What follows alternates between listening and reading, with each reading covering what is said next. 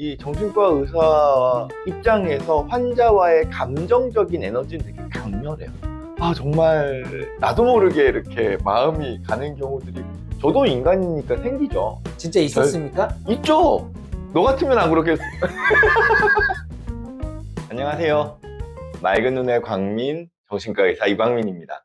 오늘은 실내에서 어떤 한 주제에 대해서 좀 이야기를 해보려고 하는데, 그 주제는 사랑입니다.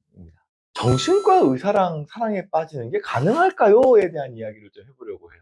내가 내담자라 그러죠. 이제 환자라기보다는 내가 그냥 상담을 하러 오는 경우에 내담자라는 표현을 쓰는데, 치료자가 어떤 내담자와 사랑에 빠지는 거에 대해서는 정말 정신과 역사적으로 오래된, 사실 뭐라 그럴까, 주제기는 해요.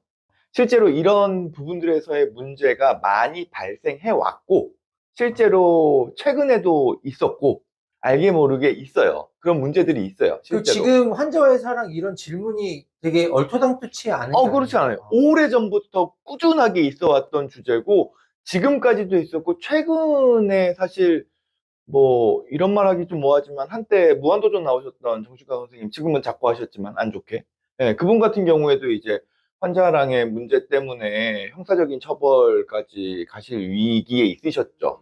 진료를 보잖아요. 진료를 받는 환자 입장에서 의사 선생님한테 환타지가 생긴다. 그래서 심지어 그 환타지가 약간 그 이성에 대한 감정까지 느낄 정도의 강렬한 환타지가 생기는 경우도 있거든요. 그걸 우리가 조금 어려운 용어로는 이제 트랜스퍼런스, 전이 감정이라고 얘기를 하죠. 그래서 그 선생님의 사생활에 대해서 알고 싶은 약간 이런 게 있어요. 진짜로 환자분들과 상담하다가 그렇게 사랑에 빠지는 경우들도 있나요? 뭐 사람 간의 관계니까요. 사랑을 뭐 하는 게 죄인가요, 어디? 근데 이제 정신과 진료 환경에서는, 그게 뭐 약물 치료가 됐던 상담을 오래 하는 상황이 됐던, 내담자 입장에서는 나의 저 속 깊은 어떤 비밀스러운 이야기까지도, 때로는 좀 부끄러운 이야기까지도, 내가 힘든 일, 상처받은 일, 이런 거에 대한 걸 시시콜콜 다 이렇게 이야기를 하다 보니까, 그만큼 더 이 상담을 해주시는 선생님에 대해서 강렬한 감정이 느껴질 수밖에 없죠. 그리고 상담을 하는 입장에서도 내가 이 사람을 너무 보호해주고 싶고, 또 치료해주고 싶고, 챙겨주고 싶고, 돌봐주고 싶고, 이런 마음이 들다 보면은 감정이라는 게 올라올 수밖에는 없죠. 근데 이거는 의료법적으로나, 의료윤리적으로나, 사랑에 빠지는 건 어찌됐건 간에 금기시 되어 있습니다. 그래서 정말 가끔, 사실 이것도 오프 더 레코드긴 한데, 가끔 환자 진료를 하다 보면, 이분 너무 마음도 착하시고 너무 예쁘시고 매력 있으셔서, 정말 나도 모르게 이렇게 마음이 가는 경우들이 저도 인간이니까 생겨요. 근데 다만 그거를 진짜 있었습니까? 있죠. 너 같으면 안 그렇겠어. 환자와 사랑에 빠진 적은 없죠. 그건 단호하게 말씀드릴 수 있어요. 하지만 제 마음 안에서 사랑의 감정이 올라온 적은 있어요. 그건 솔직하게 인정할 수 있어요. 하지만 그거를 제가, 의사니까, 내가 계속 또 진료를 받으려야 되고 전문가로서 도움을 드려야 되는 입장이니까 자제하고 절제하고 참고 관리하는 거죠. 아니 실제로 그 환자와 정신과 의사가 뭐 결혼한 케이스가 있나요? 만약에 이런 경우는 있을 수 있어요. 실제로 뭐 많은 소설이나 영화, 그리고 만화 같은 데서도 총각인 싱글인 정신과 의사와, 그리고 싱글인 뭐 정신과 환자, 여성분이든 뭐 남성분이든 서로 이성 간의 관계에서 진료를 보다 보니까 서로 간의 사랑이 딱 텄고, 또 신뢰 관계도 형성이 됐고, 그리고 뭐 진료의 어떤 과정에서 다 뭐 건강해졌어요. 예. 그리고 난 다음에 뭐 의사랑 환자였다는 이유만으로 그 사랑을 갈라놓는 것도 너무 가혹하잖아요. 그런 경우에는 결혼을 할 수도 있다고 봐요. 실제로 그런 부분들까지도 윤리적으로 문제가 있다고 얘기하지는 않습니다. 근데 다만, 유부남이거나 유부녀이거나, 혹은 아직까지 어떤 마음의 어떤 건강이 충분히 좋아지지 않은 상황에서 내가 가지고 있는 의사로서의 권위를 이용해서 일정 부분 사랑을 쟁취하려고 한다면, 그건 분명 윤리적으로나 도덕적으로나 법적으로나 위반이죠. 그래서 만약에 정신과 진료를 받으러 갔거나, 혹은 뭐 심리 상담을 받으러 갔을 때 그 상담을 해주시거나 진료해 주시는 선생님이 나에게 어떤 성적인 접근을 해 온다라고 하면은 이거는 정말 내가 심각하게 주의해야 되는 상황. 가스라이팅을 하기 가장 좋은 조건이라고 이해하시면 돼요. 네. 그럴 수밖에 없잖아요. 아무래도 나는 내 모든 것들을 다 털어놓아야 되는 상황이고, 그렇다고 해서 상대방인 상담을 하는 선생님은 그거를 다 털어놓지 않잖아요. 그렇기 때문에 이 위계관계가 생겨요. 그렇기 때문에 위계에 의한 성폭력 혹은 위계에 의한 지배, 가스라이팅이 되기 쉬운 거죠.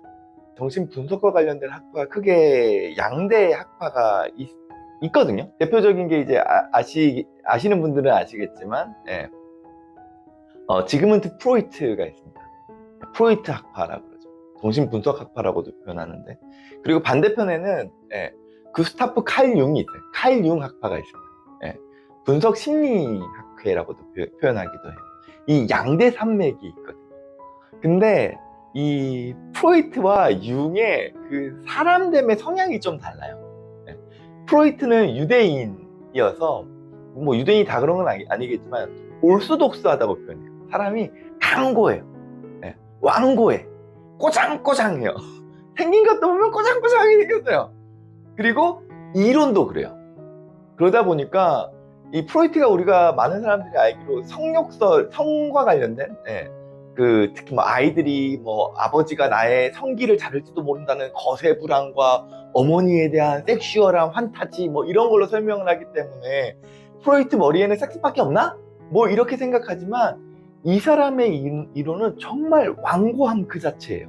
그리고 분석가가 내담자를 치료하는 데 있어서 올라오는 성적인 에너지를 분석가가 철저하게 절제해야 된다는 생각이에요. 그리고 거기에 대해서 만약에 위반을 한다? 그거를 정말 심각한 위반이라고 뭐 학회에서 그렇게 또 규정을 하고 있어요. 반면에 칼 융은 좀 사람이 부드러워요. 실제로 말년에도 보면 동네 할아버지 같아요. 그리고 유해, 융통성도 강해요. 그리고 약간 심지어 종교적인 느낌마저 있어요. 그래서 이분은 조금 죄송한 말씀이지만 그 어떤 성적인 부분에서의 경계를 좀 넘나드셨어. 그래서 칼 융의 아내도 분석가시거든요. 정말 돈이 많으신 분석가신데 심지어 IWC 창업자의 딸이에요. 정말 그 칼 융의 아내는 보살이라는 얘기가 있어요. 그래서 학파에 따라서도 이 환자와 사랑에 빠지는 영역에 대한 그 뭐라 그럴까요? 그 부분에 있어서의 주제를 바라보는 시선이 조금 다른 것도 있죠. 물론 그렇다 그래가지고 칼 융에서 그거를 허용한다는 건 아니에요. 허용한다는 건 아닌데 프로이트가 정말 그를 강하게 통제하고요. 칼 융은 거기에 있어서 약간의 그 경계의 모호함을 넘나들었다. 뭐 이렇게 이해할 수 있을 것 같아요. 결론은 환자 안 됩니다. 안 됩니다. 상담을 받는 입장에서는 당연히 선생님에 대한 애정이 올라올 수 있어요. 그거는 정상적인 반응이에요. 그리고 그거를 일정 부분 치료 안에서 잘 해결해 나가면서 치료적인 성과로 가져가기도 해요. 하지만 상담을 하고 진료를 하는 선생님이 자꾸 그런 식으로 유도를 한다면, 예를 들어서 밖에 나가서 따로 술 한잔 하자 라든지 밤 늦은 시간에 막 연락을 하면서 뭐 때에 따라서는 나 뭐 너가 그립다든지 뭐 보고 싶다든지 통화를 하고 싶다든지 너 생각이 계속 나라고 한다든지 라고 하면 이거는 절대로 바람직하지 않습니다. 위험한 상황이에요. 그 대처법 같은 게 있나요? 그 선생님한테 더 이상 가시면 안 돼요.